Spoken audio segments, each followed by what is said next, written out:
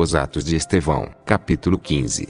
Os eventos que estamos para relatar tiveram lugar no ano 259 da era cristã. Os imperadores Valeriano e Galeno haviam usurpado o trono, e sob o seu governo tirânico, uma terrível perseguição abateu-se sobre a igreja. Dificilmente a houve, em qualquer outro reinado dos 250 anos que se passaram sobre a igreja, intervenções tão visíveis da providência divina para a exaltação de seus mártires e para a humilhação de seus inimigos, como as desse período. Os trovões do céu rolaram sobre a cabeça dos perseguidores, a terra tremeu-lhes sob os pés, e os seus ídolos derreteram-se como chumbo na fornalha da oração dos mártires. Contudo, rios de sangue jorraram, e os anjos, diariamente, transportaram para a residência de paz e alegria as almas preciosas dos triunfantes de Cristo. Nunca houve na história do Império um tempo em que as pessoas foram tão visitadas pelas calamidades como nos reinados de Galus e Valeriano. Inundações,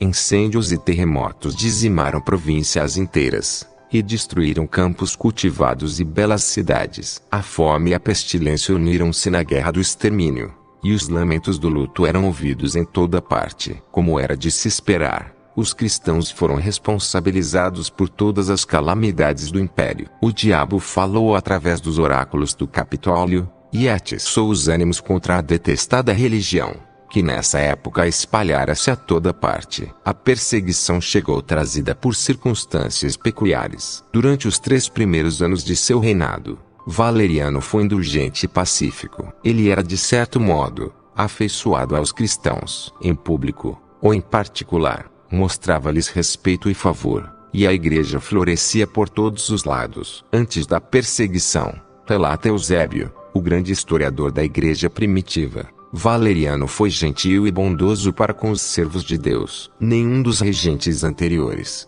nem mesmo aquele que era publicamente reconhecido como cristão, Filipe, ano 244, mostrou tal favor para conosco como este príncipe no começo de seu reinado. A sua casa vivia cheia de cristãos, e mais parecia uma igreja de Cristo que um palácio do imperador romano. Livro 7, Capitão X. Entre os cortesãos havia um homem chamado Macriano, de origem insignificante, mas que tinha alguma pretensão de aprender. Sendo bastante hábil com a feitiçaria e as mágicas, insinuou-se no favor do soberano. A avareza, a ambição e a crueldade tomaram posse de sua alma. Ele visava o poder supremo, e desejava satisfazer as vis inclinações de seu espírito derramando o sangue dos cristãos, a quem odiava sem causa. É de pensar que os demônios, a quem é permitido influenciar os homens através das artes negras, houvessem convencido Macriano de que nunca realizaria suas esperanças ambiciosas, enquanto Valeriano fosse amigo dos cristãos. Macriano determinara perverter a nobre e generosa disposição do imperador. A história apresenta a terrível narrativa de seus sucessos. Ele começou por contar ao imperador as maravilhas da magia,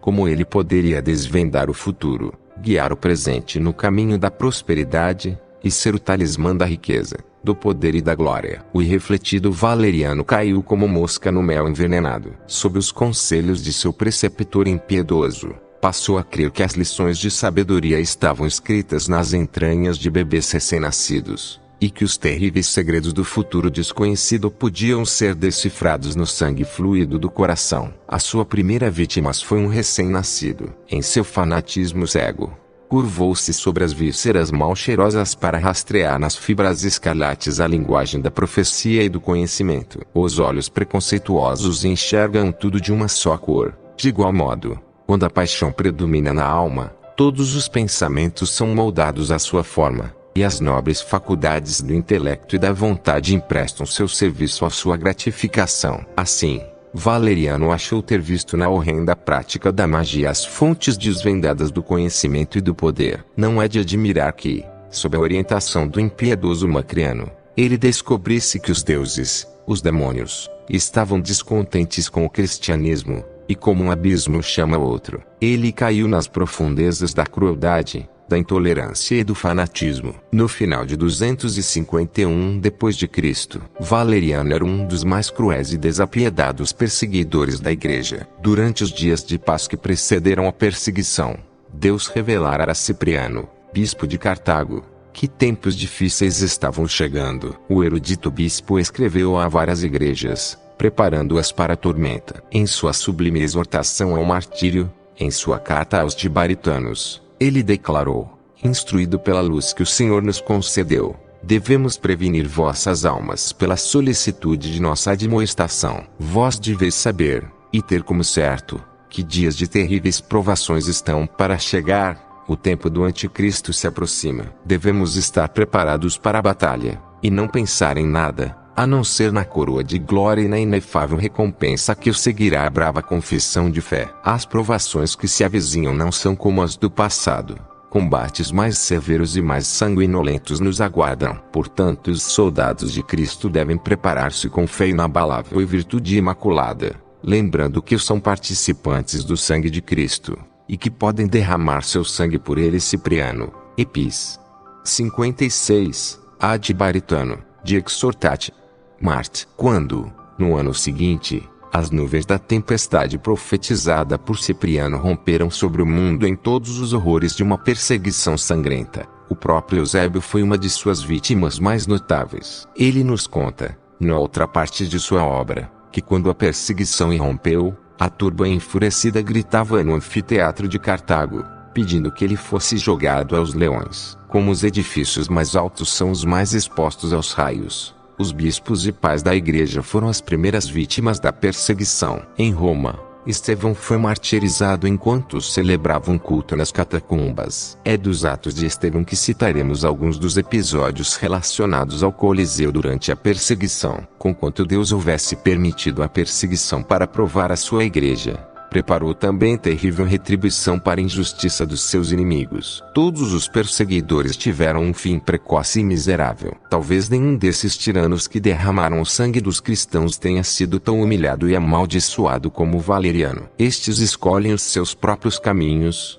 diz o Senhor, através do profeta Isaías, e a sua alma toma prazer nas suas abominações. Também eu quererei as suas ilusões. E 66.3. O império inteiro tomou parte na maldição que se abateu sobre o impiedoso Valeriano. Os males acumulados das pragas, das fomes, dos terremotos e das guerras civis desabaram como uma tempestade sobre o mundo, dizimando a raça humana e espalhando a toda parte o terror e a confusão. Os bárbaros que viviam nas fronteiras das províncias investiram de todos os lados sobre diferentes partes do país, como que seguindo um plano preconcebido, pilhando e saqueando tudo à sua frente. Valeriano foi forçado a voltar a atenção a um inimigo mais formidável que os inofensivos cristãos. Ele organizou as tropas para a guerra, enviou seu filho Galeno contra os alemães, e o seu melhor e mais corajoso capitão a outra parte do império, enquanto ele próprio liderou o exército contra os persas, que eram nesse tempo, como em muitos anos passados, os mais formidáveis inimigos do império. Sapor, o rei dos persas, derrotou e destruiu o exército romano, e levou preso o imperador. A hora da retaliação chegara para o cruel Valeriano. Ele foi arrastado diante do persa arrogante, em cadeias, e ainda vestido com o seu magnífico manto de púrpura e ouro. Depois de ser insultado da maneira mais bárbara e miserável, foi forçado a caminhar diante da carruagem do rei persa, e assim percorrer todas as cidades do reino, para ser insultado e maltratado pelo povo. O mais vil escravo não poderia ter sido tratado com mais desprezo. Toda vez que Sapor desejasse entrar na carruagem, ou montar seu cavalo, Valeriano era obrigado a dobrar-se com a face para o chão, e servir de escabelo. Após vários anos passados em humilhante servilismo, fome, insulto e dores incessantes, um destino ainda pérreo o aguardava. Quando se lhe desvaneceu a força natural, determinaram a antecipação de sua morte pelo último e mais cruel ato de desforra. Ele foi esfolado vivo, e a sua pele, enchida com palha, foi pendurada num dos templos como um monumento ao triunfo e à vingança dos persas. Assim devem perecer os que se levantam contra Deus.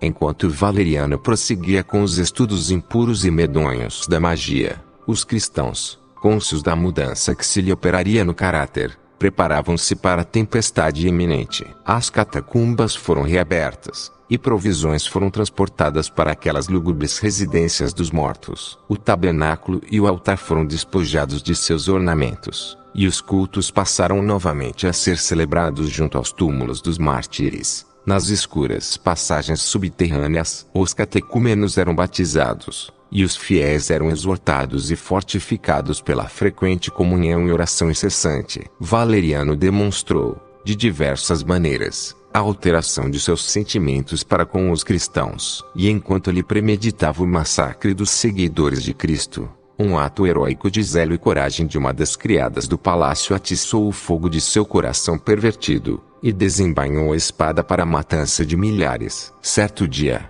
uma pobre mulher estava chorando loucamente junto aos portões do palácio real. Uma cristã, serva do palácio, viu-a, e compreendeu que o seu bebê fora lhe tirado pelo imperador, que naquele momento o estava cortando em pedaços. A cristã foi aos aposentos do soberano e encontrou-o, juntamente com o impiedoso Macriano, debruçados sobre o corpo sem vida de uma bela criança. Suas mãos estavam manchadas de sangue. Eles mais pareciam fúrias que homens. Sentindo subir-lhe a santa indignação diante do quadro pavoroso, a destemida serva de Deus reprovou o imperador por sua impiedade, ameaçou-o com os julgamentos do Deus eterno, e fê-lo tremer com as terríveis retribuições que pendem sobre os assassinos e opressores dos pobres. Entretanto, o espírito do mal já se apossara do miserável Valeriano. As palavras de reprovação irritaram-lhe severamente a alma arrogante. Ardendo de raiva, ele ordenou que os lictores removessem e torturassem a cristã que ousara repreendê-lo. Com o mesmo fôlego com que sentenciou a sua primeira mártir, ordenou que placas de bronze fossem penduradas nas paredes do Capitólio e nas colunas do Fórum, anunciando os decretos da perseguição e da matança. Estevão reuniu à sua volta o trêmulo rebanho, e animou para o martírio, com santas admoestações e a leitura dos escritos sagrados. Inspirou-lhes uma piedosa confiança. Entre outras coisas que citamos de Barônio, ano 259, os atos do suplício deste santo homem contam que ele dirigiu-se aos fiéis nestes termos: meus filhinhos amados, ouçam a mim, um pecador. Enquanto há tempo, frutifiquemos em boas obras, e não apenas para com o próximo, mas a nós também. Em primeiro lugar, admoesto-vos a tomardes a vossa cruz e a seguirdes ao nosso Senhor Jesus Cristo, que condescendeu em dizer-nos: quem achar a sua vida perdê-la-á, e quem perder a sua vida por amor de mim achá-la-á. Por esta razão, suplico-vos que sejais mais solícitos, não apenas pela vossa salvação,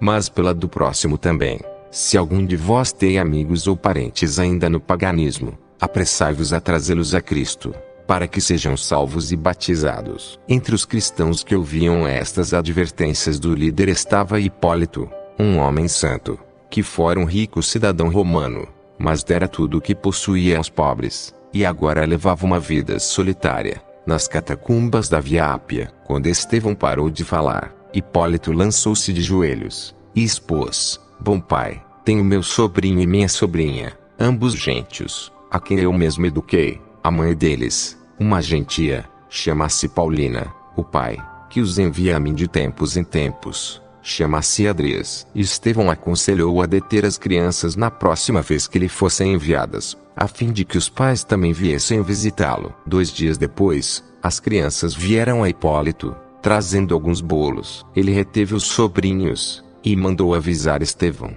que os veio conhecer e abraçar. Solícitos para com os filhos, os pais das crianças logo vieram buscá-las. Estevão falou-lhes então dos terrores do julgamento futuro, exortando-os seriamente a abandonar os ídolos, como fizera Hipólito. Adrias, o pai, disse que temia ser espoliado de suas propriedades e posto à morte, a sorte reservada a todos os que se professavam cristãos. Paulina, irmã de Hipólito, alegou o mesmo, e repreendeu por instigar tal coisa. Ela odiava a religião cristã. A família partiu, deixando sem sucesso aqueles que os exortara, mas não sem esperança. Estevão chamou Eusébio, o douto sacerdote, bem como o diácono Marcelo, enviou-os a Adrias e Paulina, convidando-os novamente a vir às catacumbas, onde Hipólito vivia. Quando eles chegaram, Eusébio lhes disse: Cristo vos espera, a fim de introduzir-vos no reino dos céus. E quando Paulina começou a insistir na glória deste mundo e na sina miserável dos cristãos, ele descreveu-lhes as glórias inefáveis do céu,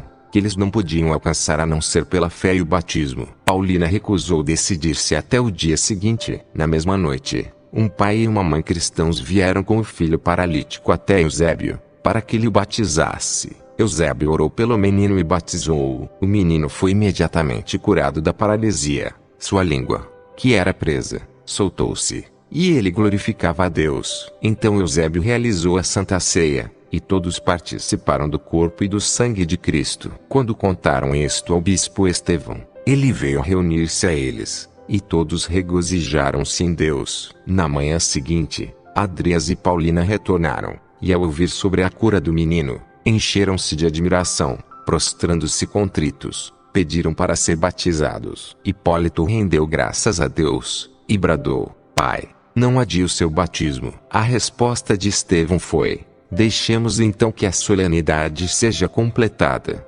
Faze-lhes as perguntas prescritas, para que se constate se eles realmente creem e não têm mais nenhum tremor no coração. Após as interrogações, ele recomendou-lhes que jejuassem, e havendo-os instruído, batizou-os, deu ao menino o nome de Neone, e à menina, o de Maria. Estevão partiu, e os novos convertidos ficaram morando com Hipólito, Eusébio e Marcelo nas catacumbas. As propriedades que possuíam na cidade foram distribuídas aos pobres. Tão logo essas notícias chegaram aos ouvidos do imperador, ele ordenou que procurassem os convertidos, prometendo que metade da propriedade deles seria dada em recompensa a quem os encontrasse. Foi então que Máximo, um escrevente de uma das repartições do governo, recorreu a um estratagema para os achar. Fingiu ser um cristão que recolhia donativos, e dirigindo-se a um local chamado Área Carbonaria, no Monte Coeliano, lá esteve esmolando até que viu Adrias passar, e dirigiu-se a ele a fim de obter uma prova de que era mesmo cristão. Pelo amor de Cristo, em quem eu creio, eu te suplico, tem piedade de minha miséria. Apiedando-se dele, Adrias convidou a acompanhá-lo. Mas quando iam entrando em casa, Máximo foi pego por um demônio, e gritou: Homem de Deus, sou um informante. Vejo sobre mim um fogo imenso. Ora por mim. Estou sendo torturado pelas chamas. Os crentes intercederam por ele com lágrimas, e ele, prostrando-se ao chão, foi curado. Quando o levantaram, ele exclamou: Pereçam os adoradores dos ídolos. Quero ser batizado. Levaram-no a Estevão, que o instruiu antes de o batizar. Sendo agora um cristão, Máximo pediu para ficar alguns dias com o bispo Estevão. Quando Máximo não retornou, procuraram por ele, e alguns de seus colegas escreventes foram enviados à sua casa pelo mesmo departamento. Encontraram-no prostrado em oração. Lançando mão dele, levaram-no a Valeriano, que lhe indagou: Ficaste tão cego pelo suborno, a ponto de enganar-me? E verdade, replicou Máximo. Até então eu fui cego, mas agora, havendo sido iluminado, eu vejo. Por qual luz? Indagou o imperador. A luz da fé no Senhor Jesus Cristo, confirmou Máximo. Enfurecido, Valeriano ordenou que ele fosse lançado de uma das pontes do Tibre. Seu corpo foi depois sepultado por Eusébio nas catacumbas, na Via Ápia. Depois disso, Valeriano enviou um grupo de 70 soldados, com ordens de aplicar toda diligência, até encontrarem Eusébio e os demais. Quando o bispo, juntamente com Adrias, Paulina, as crianças, e o venerável Hipólito foram descobertos, conduziram-nos algemados ao fórum de Trajano. O diácono Marcelo queixara-se da crueldade do imperador contra os amigos sinceros, e foi denunciado por Secundino Togato. Por causa disto, ele também foi apanhado. Eusébio, o sacerdote, foi o primeiro a ser interrogado pelo juiz: És tu perturbador da cidade? Mas, antes, qual é o teu nome? Chamam-me Eusébio, e sou sacerdote. Então o juiz ordenou que ele se sentasse a um lado, e que Adrias fosse trazido. Indagado primeiramente quanto ao seu nome,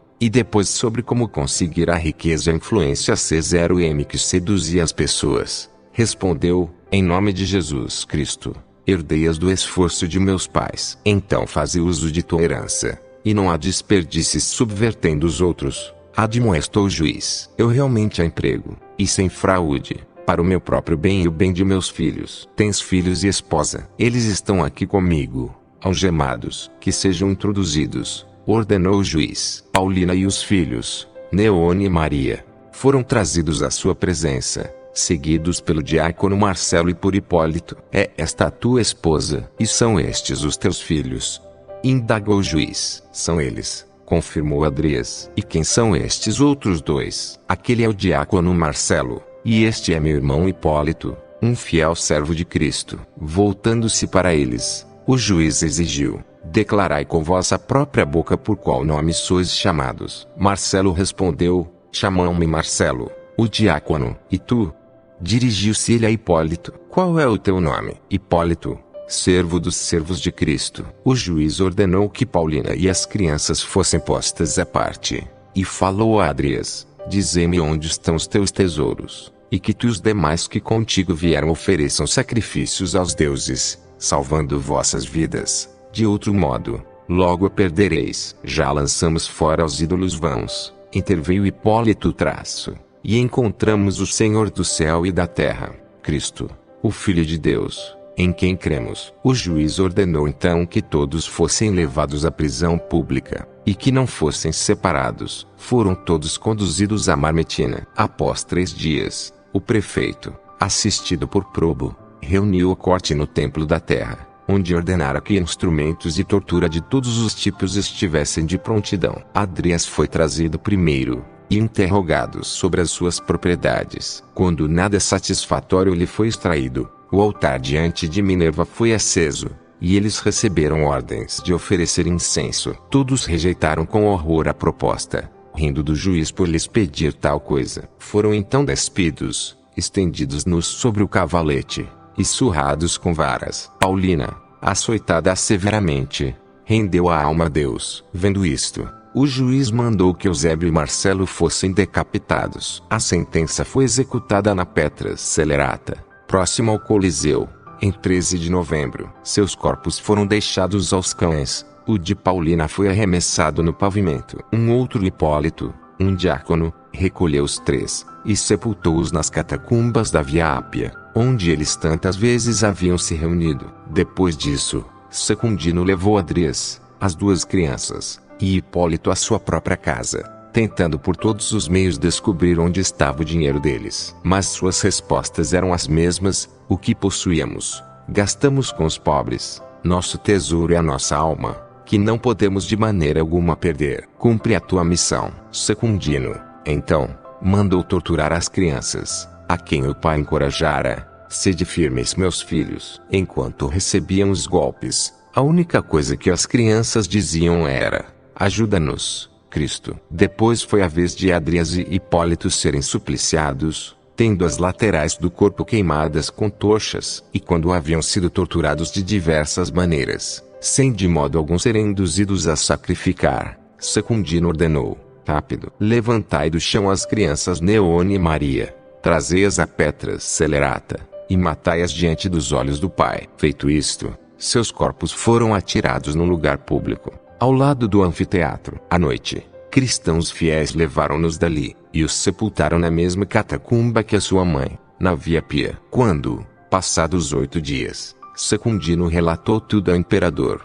ele mandou que seu trono fosse preparado no circo. Flamínio, Hipólito e Adrias foram conduzidos acorrentados, com um arauto gritando à frente: estes são os culpados miseráveis, os canalhas que subverteram a cidade. Quando chegaram ao tribunal, o juiz pôs-se novamente a questioná-los acerca do dinheiro, propondo: entregai o dinheiro que usais para induzir o povo ao erro. Nós pregamos a Cristo, replicou Adrias Traço, que condescendeu em livrar-nos do erro, não para a destruição dos homens, mas para que tenhamos vida. Quando Secundino viu que suas palavras de nada valiam, mandou que lhes batessem na boca com varas pesadas, enquanto o pregoeira proclamava: sacrificai aos deuses, queimando-lhes incenso. O trípode, um objeto de 3 pés, já estava aceso para este propósito. Hipólito, escorrendo sangue, gritou: executa teu ofício, infeliz, e não para. Então Secundino mandou que os executores parassem de bater, e insistiu: ao menos agora, tendes dó de vós mesmos, vede o que tenho pena de vossa loucura. Os cristãos responderam: estamos prontos a suportar qualquer tormenta para não fazer o que tu e o imperador desejais. Secundino relatou isto ao imperador Valeriano, que ordenou a destruição imediata de ambos, na presença do povo. Desta vez, Secundino mandou que fossem levados à ponte de Antônio e espancados até a morte. Depois de sofrer por um longo tempo, eles entregaram a Deus o Espírito. Seus corpos foram deixados no mesmo lugar, próximo à ilha Licaônia. Hipólito, o diácono da igreja de Roma, removeu os corpos, durante a noite, para a mesma cripta na Via Ápia, 5 de dezembro, onde os outros fiéis haviam sido postos. Veja Barônio, ano 259, N graus 8 e seguintes. Nos atos que estamos citando, descobrimos que, tão logo as catacumbas receberam os restos imortais dos mártires, tornaram-se também o lar voluntário dos vivos. Enquanto a paz reinava no império, e os sacrifícios impuros eram oferecidos em pequenos templos no centro da cidade, alguns cristãos fervorosos retiravam-se para as catacumbas a fim de orar sossegados. Este era o caso de Hipólito, o irmão de Paulina, cuja morte acabamos de descrever. Nos mesmos atos, a comovente história de uma mulher grega e de sua filha, que passaram alguns anos numa das criptas da Via Ápia, permanecendo em oração até bem depois de a espada da perseguição haver voltado para a bainha. Elas eram parentes de Adrias e Paulina, e eram igualmente cristãs. Ao chegarem a Roma, souberam que seus familiares haviam sido martirizados por amor a Cristo. Em grande alegria, foram à Capela das Catacumbas, hoje chamada Capela de São Sebastião, onde os mártires haviam sido enterrados, e lá passaram 13 anos em vigília e oração, até que aprove a Deus chamá-las para o céu. Foram ambas sepultadas na mesma cripta. Quase um ano se passara, desde que tiveram lugar as cenas acima descritas. A perseguição ainda assolava, mas já ia perdendo a virulência de sua irrupção. O diabo, que se apossara do coração de Valeriano, incitava-o a crueldades ainda maiores, e a um ódio mais profundo e intenso pelos cristãos. Consequentemente, ele emitiu um decreto mais maldoso que o primeiro, e prometeu como recompensa aos informantes todas as propriedades dos cristãos por eles traídos. Enviou ordens secretas aos governadores das províncias, esclarecendo que, apesar de publicamente ordenar a morte apenas dos cristãos principais, na verdade desejava o total extermínio da religião. Assim, no ano seguinte, a perseguição tornou-se mais feroz que nunca. Devemos agora retornar à segunda parte dos atos que estamos citando, e continuar a história de carnificina e horror passada no Coliseu 17 séculos atrás. Quando o edito foi publicado, Estevão, o líder, convocou o clero, e encorajou-os: irmãos e companheiros de armas, já ouvistes falar do diabólico mandato: se um gentio entregar um cristão, receberá como recompensa a todos os seus bens. Portanto, irmãos, rejeitai com desprezo os deuses deste mundo, para que possais receber o reino celestial. Não temei os príncipes da terra, mas orai ao Deus do céu e a Jesus Cristo, seu Filho, que nos podem resgatar das mãos dos inimigos e da malícia de Satanás, associando-nos à sua graça. O presbítero Bonus ajuntou: não apenas estamos preparados para renunciar aos bens terrenos, mas também para verter o nosso sangue pelo nome do Senhor Jesus Cristo. Quando Bonus acabou de falar, todos os cristãos achegaram-se a Estevão, e pediu-lhe permissão para trazer seus vizinhos gentios que desejavam ser batizados. Ele determinou que no dia seguinte reunissem-se todos na cripta de Nepotiana. No raiar do dia seguinte, 108 catecúmenos de ambos os sexos estavam reunidos. Estevão batizou-os, e dirigiu o culto de que todos participaram. Enquanto o bispo ocupou este posto nas catacumbas, cuidando das questões da igreja, ensinando, exortando, presidindo concílios, e celebrando cultos nas criptas dos mártires, multidões de gentios acorriam a ele para serem instruídos e batizados. Simprônio, o servo de um desses novos convertidos, foi apanhado, interrogado, e forçado de todas as formas a revelar como ele dispusera do dinheiro de seu rico senhor. Entre outras coisas, quando a imagem de Marte foi posta diante dele com o tripé, para que sacrificasse, ele declarou: posso, Senhor Jesus Cristo, Filho do Deus vivo, destruir-te. E imediatamente o ídolo fundiu-se. Admirado, Olimpo, o oficial encarregado de sua execução, mandou que ele fosse levado à sua própria casa, ameaçando esgotar sobre ele, naquela noite, toda a espécie de tormento. Chegando ao lar, Olimpo contou à sua esposa, Exupéria, como o ídolo derretera diante do nome de Cristo. Então, ponderou ela se a virtude deste nome é tão grande como disseste, é melhor que abandonemos os deuses que não podem defender nem a nós nem eles mesmos, e procuremos este Jesus que deu vista à filha de Nemésio. Olimpo, então, mandou que Tertuliano, seu servente, tratasse honradamente a Simprônio, e tentasse descobrir onde estava o tesouro de Nemésio, seu amo. Naquela mesma noite, porém, ele e Isupéria, juntamente com o filho, vieram até Simprônio e caíram de joelhos, professando: reconhecemos o poder de Cristo. Queremos ser batizados por ti. Se tu, tua esposa e teu filho estáis realmente arrependidos, falou Simprônio a Olimpo podemos cuidar do batismo. Terás a prova agora mesmo, prometeu Olimpo de que de todo o meu coração eu creio no Senhor Jesus a quem pregas. Assim falando, abriu um aposento onde ele conservava ídolos de ouro, prata e mármore, e garantiu a Simprônio que estava pronto a fazer com eles o que ele achasse por bem. Então destrói cada um deles com tuas próprias mãos, propôs Simprônio. Derrete o ouro e a prata, e distribua-os aos pobres, e então saberei que crês de todo o coração. Quando o Olimpo fez o que foi mandado, ouviu-se uma voz que lhe disse: deixa meu espírito habitar em ti. Ao ouvir isto, ele e sua esposa começaram a fortalecer-se mais e mais, fervendo com o desejo de ser batizados. Simprônio comunicou estas coisas a Nemésio, então em liberdade, e ele foi imediatamente relatá-las ao bispo Estevão. O bispo agradeceu a Deus, e à noite, dirigiu-se à casa de Olimpo, que caiu de joelhos com a esposa e o filho, apontando os fragmentos dos ídolos, como uma prova de sua sinceridade. Vendo isto, Estevão pôs-se a doutriná-los nas coisas espirituais. Depois batizou o casal juntamente com os seus serviçais que creram, e com o seu filho, a quem deu o nome de Teodolo. 3 dias depois, a notícia chegou a Valeriano e a Galieno, que imediatamente ordenaram a morte de Nemésio e de sua filha, Lucila, a quem a vista fora restaurada. Ambos foram assassinados no templo de Marte, enquanto Simprônio,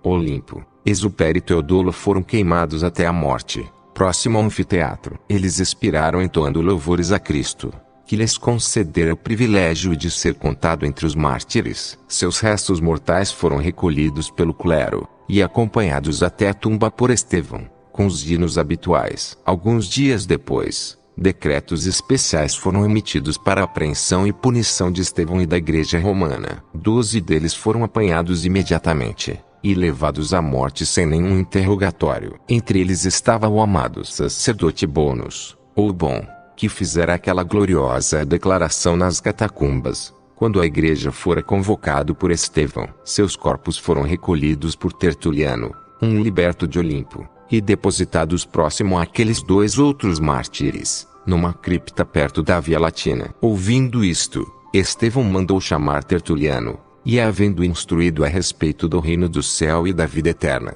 batizou-o, e recomendou-o a um pastor, que o encarregou especialmente de procurar os corpos dos mártires. 2 dias depois, Tertuliano foi apanhado e levado perante Valeriano, por quem foi interrogado como sendo propriedade de Olimpo, havendo respondido e suportado toda a espécie de tortura com uma constância heróica. Foi finalmente decapitado no 2º marco miliário da Via Latina. Seus restos foram recolhidos por Estevão e depositados na mesma cripta que os demais. No dia seguinte, vários soldados foram enviados a prender Estevão e os cristãos que com ele estivesse. Quando levaram à presença de Valeriano, o imperador indagou: esta que estás te empenhando para destruir a república, e por tua persuasão induzir o povo a abandonar a adoração aos deuses. Eu não arruíno a república, afirmou Estevão mas de fato, admoesto e exorto o povo a renunciar aos demônios a quem eles adoram nos ídolos, e a reverenciar somente ao Deus verdadeiro,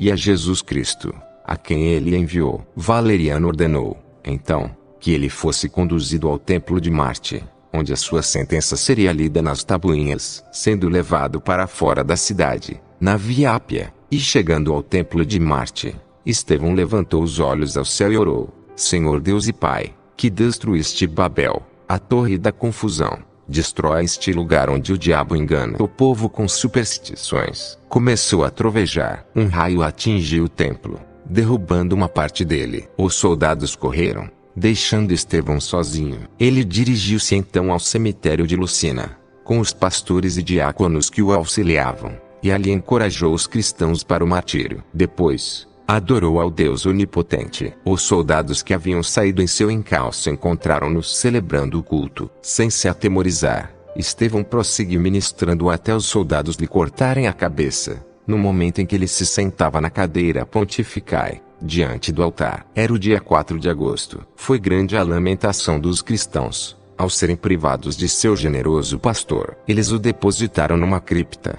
juntamente com a cadeira ensopada por seu sangue, num local chamado Cemitério de Calisto. Veja Barônio, ano 260. Os restos mortais de Hipólito, Adrias, Paulina, e das crianças Neone e Maria, acham-se preservados sob o altar da bela igreja de Santa Ágata, em Suburra. Ela é agora a capela acadêmica dos estudantes irlandeses em Roma, a quem foi concedida, juntamente com a ampla faculdade anexa, por Gregorio Fi, de abençoada memória. Os discípulos de Patrício aprendem que o espírito de mártir ainda é necessário em seu país. A Irlanda também teve os seus mártires, e o túmulo das vítimas das primeiras perseguições. A igreja deve, forçosamente, trazer à memória do levita exilado a história de seu país sofredor. A sua fé veio o lado brilhante da nuvem que passou sobre a Irlanda nos tempos penais. Seus pais estão com os heróis de Roma, na brilhante galáxia dos mártires do céu.